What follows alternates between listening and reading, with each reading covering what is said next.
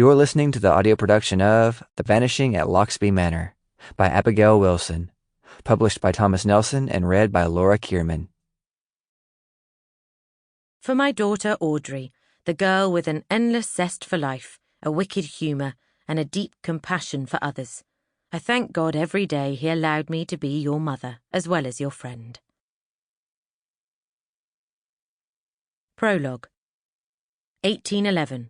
Kent, England. Village of East Whitlow. Foolish, impetuous, risky. You needn't hold back now, Piers. I know precisely what's ticking in that mind of yours. I forced my shoulders back against the bark of the oak tree where I'd spent the last few interminable hours shivering. Even the slightest movement of my hurt ankle caused knives to twist beneath my skin. Piers Kavanagh merely shook his head as he looked over my injury. I simply cannot deduce how the devil this happened. First off, it's nigh 5 in the morning. Second, I was under the distinct impression you were to return home this afternoon. He rolled his eyes heavenward.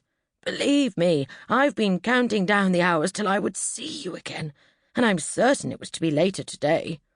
I threw my hands up, regretting the action at once as I winced. I haven't the foggiest idea how the date of my arrival became confused. I was always to return on the 17th of March. Do you know, no one was sent to the coaching house last night to bring my maid and me home to Flitworth Manor. What a pickle we were in.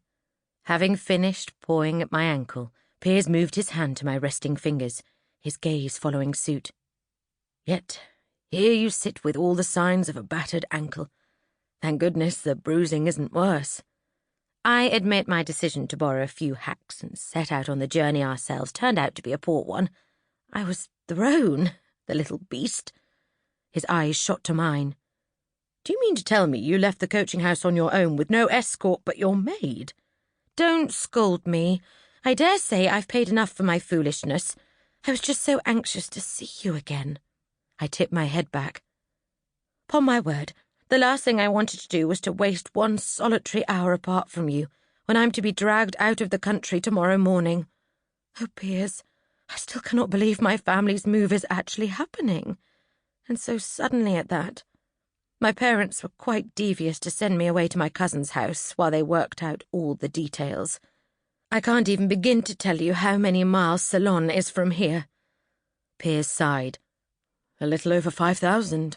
I checked. My heart squeezed, but I lifted my chin. Secret romance or not, surely no distance, however great, would squelch what Piers and I had discovered only a Sample complete. Ready to continue?